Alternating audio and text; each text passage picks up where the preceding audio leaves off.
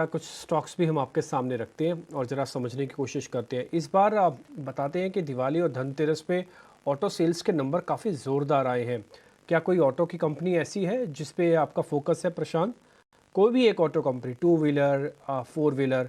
हमारी लिस्ट में वैसे तो हीरो मोटोकॉप है जो अच्छा चल सकता है टिल इस ईयर तक, इस ईयर की क्लोजिंग तक। एक बार आप चेक कर लीजिए।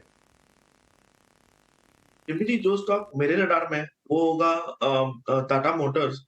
ये उसका जो एक अहम रेजिस्टेंस था 620, उसके ऊपर बहुत कंफर्टेबली ट्रेड करके अभी इनफैक्ट 650 के ऊपर निकल चुका है। तो और ये काफी दिनों से उस क्रूशियल लेवल के ऊपर ट्रेड कर रहा है, ये प्राइस एक्सेप्टेंस दिखा रहा है। तो यहाँ पे कोई भी डिप मिले आप बाय कर लीजिए पोजिशनली, और आपका स्टॉप लॉस होना चाहिए 635, 635 स्पॉट क्लोजिंग बेसिस। यहाँ से जो टारगेट आपको आएगा वो कम से कम 680 तक के आने चाहिए। 680 स्टॉक के लिए एक मेक और ब्रेक लेवल होगा। ये ब्रेक हो जाए तो ये एक बहुत बड़ा ब्रेकआउट होगा और वहां से हम हायर लेवल्स एक्सपेक्ट कर सकते हैं। बट फिलहाल 635 के स्टॉप लॉस से करीबन 680 के टारगेट के लिए आप बाय कर सकते हो।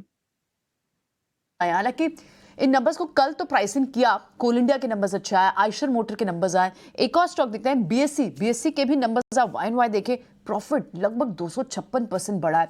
अविनाश, एक बार बीएससी पर भी अपने टारगेट्स बताइए। लगभग 250% पिछले साल चल चुका है ये स्टॉक और अब भी थमने का नाम नहीं ले रहा। इन लेवल्स पर भी अगर कोई होल्ड करके रखता है तो कितना और इसे गेन हो सकता है अगर एक साल का और होराइजन हो तो?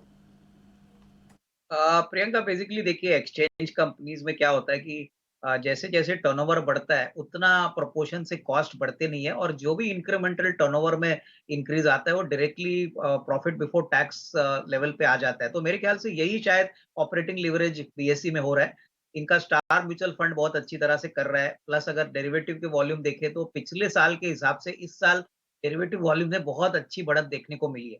तो मेरे ख्याल से देखिए, वैल्यूएशंस तो डेफिनेटली थोड़े महंगे हो चुके हैं, लेकिन जिस प्रकार का मार्जिन का पिक्चर है, जिस प्रकार की प्रॉफिटेबिलिटी है, मुझे लग रहा है कि अगले साल, डेढ़ साल की अगर हम बात करें तो इसमें कोई डाउट नहीं कि इस स्टॉक में और थोड़ी खरीदारी आ सकती है। मेरे ख्याल से मार्केट्स अगर और थोड़ा-सा एलिवेटेड होते हैं, वो थोड़ी-सी और तेज़ी दिखाते हैं, तो ये डेफिनिटली एक मार्केट ड्रिवन वाला स्टॉक है। तो जैसे-जैसे वॉल्यूम्स बढ़ेंगे, मेरे ख्याल से अच्छे नंबर्स आएँगे। तो एज़ ऑफ नाउ कोई जल्दबाज़ी ना करे बेचने के लिए। हालाँकि देखिए, वैल्यूएशंस के पॉइंट ऑफ व्यू से थोड़ा-सा महँगा ज़रूर लग रहा है। बट अगर हम इस बिज़नेस को देखें तो हार्डली 2 प्लेयर है, एनएससी, बीएससी। एनएससी शायद नेक्स्ट ईयर लिस्ट हो जाएगा, तो उसका भी थोड़ा बहुत रब ऑफ आपको बीएससी पे मिलेगा। वन साइडेड चल रहा है इस समय अगर आप देखें बीएसई को, और यहाँ से भी